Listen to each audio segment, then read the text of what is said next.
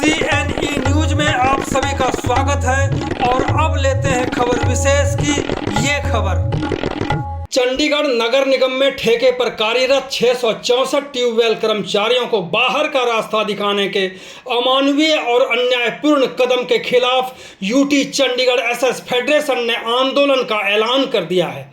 Federation के प्रधान रंजीत मिश्रा ने साफ कर दिया है कि यदि पुराने और अनुभवी यानी कई सालों से काम कर रहे कर्मचारियों को दोबारा काम पर नहीं रखा गया तो चुप बिल्कुल भी नहीं बैठेंगे। मिश्रा ने साफ कर दिया है कि 664 में से 332 कर्मचारियों की जो रखने की बात चल रही है उनमें से सिर्फ अनुभवी और 8, 10 साल, 15 साल से सेवाएं देने वालों को ही रखा जाए, ना कि 5 महीने या साल 2 साल काम करने वाले कर्मचारियों को।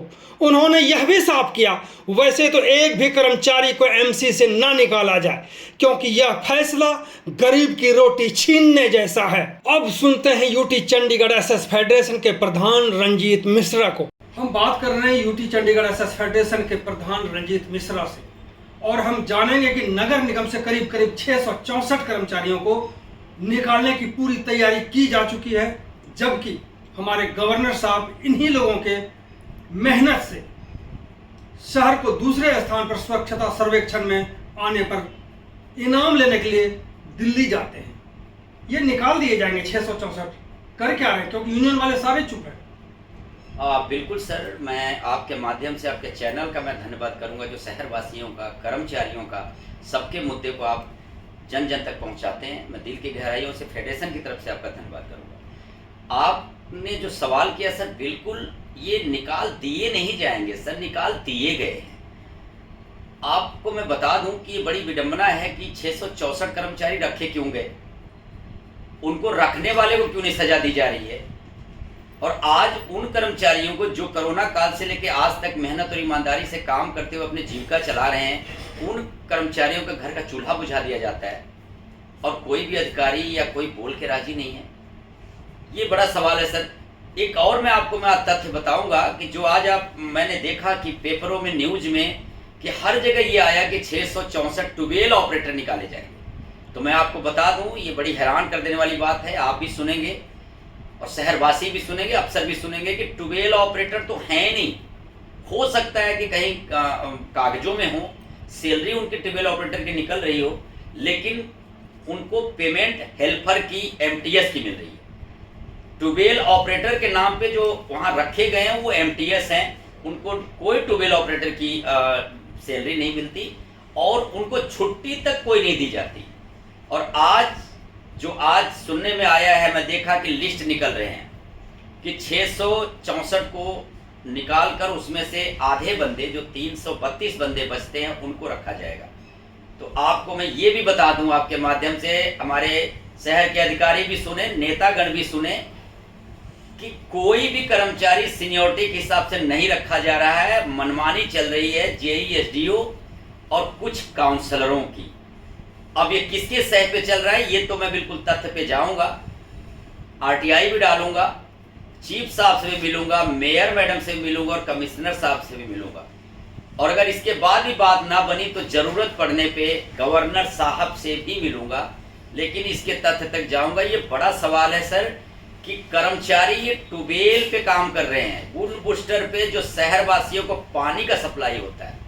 आज मैं आपके माध्यम से और भी सवाल करूंगा अधिकारियों से कि जो 332 बंदे रखे जा रहे हैं, वो 332 बंदे ऐसे लगाए जा रहे हैं, आपको आपके माध्यम से बताऊंगा। ये बहुत सवाल बड़ा है कि कर्मचारियों से ठेकेदार और जेईएसडीओ दबाव बना रहे हैं कि आप वहां पे एफिडेविट लिख के आओ कि 3 ट्यूबवेल आपको दिए जा रहे हैं और तीनों ट्यूबवेल में से अगर कोई सामान चोरी हो जाएगा तो उसका जिम्मेदारी आपकी होगी और आप अपने पेमेंट से उसको भरेंगे। ये बड़ा सवाल है कि एक कर्मचारी 3 ट्यूबवेल एक टाइम में एक जगह वो काम करेगा या तीनों जगह। अगर मान लो एक जगह वो काम कर रहा है, 2 ट्यूबवेल बूस्टर में कोई मिस हैपनिंग कर देता है, कोई शरारती तो वहां पे कोई पॉइजन या कुछ उसमें बूस्टर में डाल देता है, तो वो शहरवासियों को डायरेक्ट पानी सप्लाई करने वाला काम है। ये कितना बड़ा रिस्क कॉर्पोरेशन के अधिकारी ले रहे हैं। शहरवासियों के जान से खिलवाड़ की लापरवाही है कि एक कर्मचारी 3 ट्यूबवेल कैसे चलाएगा, उसको छुट्टी भी कोई नहीं। ये क्या है? ये हमारा चंडीगढ़ शहर है जो नंबर 2 पे आया है। मिश्रा जी बात की बात है, लेकिन सबसे पहले 664 कर्मचारियों में से जो एमपीएस है और ट्यूबवेल पर काम कर रहे हैं, इसमें 332 लोग रखे जाए, उसमें वो कौन रखे जा रहे हैं या रखे जाएंगे, किसके नजदीकी हैं वो जो रखे जाएंगे? जेई के, एसडीओ के, एक्सीएन के, चीफ के या काउंसलर के? वो नजदीकी लोग रखे जाएंगे या उनका ये देखा जाएगा कि कितने पुराने, जैसे अभी जानकारी मिल रही थी कि जो 6 महीने से उनको रख लिया गया और 10 साल से जो काम कर रहे हैं उसको हटा दिया गया। तो इस तरह से पे ये देखने वाली बात है कि कौन लोग नजदीकी किस किस के हैं और क्या इसमें लेन देन भी कुछ चल रहा है। बिल्कुल सही आशंका, कुछ भी हो सकता है। और आपने जो बड़ा सवाल किया, मैं वहीं पे आ रहा था कि वो कर्मचारी, उन्हीं कर्मचारियों से मुझे फीडबैक मिली है, तब मुझे आज बोलने पे मजबूर हुआ। और मैं बिल्कुल धरने भी आऊँगा, प्रोटेस्ट भी करूँगा, क्योंकि ये बिल्कुल गलत हो रहा है कि जो 10 साल वाले कर्मचारी हैं, 8 साल वाले कर्मचारी हैं, 12 साल वाले कर्मचारी हैं, उनको ड्यूटी पर ना लगा के 6 महीने, 8 महीने, साल या 2 साल के लगे हुए कर्मचारी को लगाया जा रहा है। और इसमें कमान संभाले हुए हैं जेई और एसडीओ। जब भी कर्मचारी फोन करता है तो कहते हैं जी ऊपर से लिस्ट बन के आई है। ये सवाल है सर, कर्मचारी इकट्ठे हो रहे हैं और मैं जल्दी ही कॉर्पोरेशन के सामने खड़ा करूंगा और ये सवाल मेरा कमिश्नर साहब से होगा, चीफ साहब से और मेयर मैडम से कि जिनको आप लगाने का वादा किए थे, 10 साल वाले भी यहाँ खड़े हैं, 12 साल वाले भी, 15 साल वाले भी और 8 साल वाले भी खड़े हैं, तो आपने ड्यूटी लगाया किसको जो 332 बंदों का आंकड़ा बता रहे हैं? तो सवाल ये बड़ा है सर। और इसके लिए कोई बोल के इसलिए राजी नहीं है कि हो सकता है, जैसे आपने बोला कि किसकी मिलीभगत हो सकती है, तो मुझे लग रहा, आशंका है कि इसमें बिना अधिकारियों के मिलीभगत के और बिना हमारे लोकल नेताओं के मिलीभगत से ये काम बिल्कुल जेईएसडीओ नहीं कर सकते। जेईएसडीओ इनके सह पे कर रहे हैं और गलत काम वो कर रहे हैं। मैं उसकी आरटीआई डालूंगा और डिटेल लूंगा, उसके बाद ही आपको बता पाऊंगा कि ये नए कर्मचारी कहाँ से आ रहे हैं और पुराने कर्मचारी रोड पे हैं और ये कर्मचारी को रोजी रोटी मिल रही है। इसको लेकर के जैसे आपने कहा कि कमिश्नर से भी मुलाकात होगी, मेयर तो वैसे भी पावर नहीं होता मेयर के पास, गवर्नर के पास जरूर कुछ पावर है चंडीगढ़ शहर को लेकर के। अगर ये डिमांड आपकी नहीं मानी जाती, मांग नहीं पूरी होती, तो फिर क्या होगा यूटी चंडीगढ़ एसएस फेडरेशन का? फेडरेशन का बिल्कुल साफ सुथरा काम है सर। जैसे आपने देखा है कि हमारे पास जो भी कर्मचारी आते हैं, निष्पक्ष काम हम करते हैं और फेडरेशन का बिल्कुल खुला ऐलान है कि मुझे अभी तो मैं अधिकारियों से उम्मीद है मुझे, और जैसे आपने बोला है कि सरकार बीजेपी की है और यहाँ पे भी मेयर हमारे बीजेपी सरकार की है, और मुझे ये लगता है कि जिम्मेदारी मेयर मैडम का भी बनता है, चीफ साहब का भी बनता है, कमिश्नर साहब का भी बनता है। कमिश्नर साहब बहुत ईमानदार आदमी हैं, मैंने जो सुना है बड़े निष्पक्ष काम कर रहे हैं। जब से आए हैं तभी से खलबली मची हुई है एमसी में, लेकिन सुधार कोई नहीं हो रहा है। 4-4 महीने के सैलरी पेंडिंग है, कर्मचारी आत्महत्या करने पे मजबूर हैं और कर्मचारियों को नौकरी से निकाला जा रहा है। तो मैं ये नहीं समझ पा रहा हूँ कि ईमानदार कौन है और ये करप्शन करा कौन रहा है। तो ये मैं तथ्य पे आऊँगा और फेडरेशन की तरफ से मेरा खुला ऐलान है कि इस केस में मैं सभी अधिकारियों से मिलूंगा, गवर्नर साहब से मिलूंगा, और अगर हमें कहीं उम्मीद नहीं मिली तो फिर मैं कोर्ट का भी रास्ता अपनाऊंगा। लेकिन इन अत्याचार को, जो ये अत्याचार हो रहा है शहरवासियों के साथ हो रहा है, जैसे कि आपको बोला कि जी आप जैसे करें कि हमको सभी से मिलना है, आपने उस व्यक्ति का नाम नहीं लिया जिसको इस बार चंडीगढ़ प्रशासन के कर्मचारियों ने वोट देकर के जिताया, वो सांसद मनीष तिवारी है। क्या यहाँ तक भी जाने की सोच रहे हैं आप लोग? बिल्कुल सर, मैं मनीष तिवारी जी जीते हैं और सभी कर्मचारियों ने भी वोट दिया, शहरवासियों ने वोट दिया, तभी शहर के एमपी और उनका फर्ज बनता है कि उसको पार्लियामेंट में उठाएं दिल्ली इस मुद्दे को, और उनके पास भी फरियाद करूंगा। अगर वो इस बात पे नहीं आते, क्योंकि शहर के एमपी हैं, जिम्मेदारी उनकी भी बनती है, उनके भी काउंसलर हैं वहाँ पे, उनके पार्टी के भी हैं, अदर भी हैं।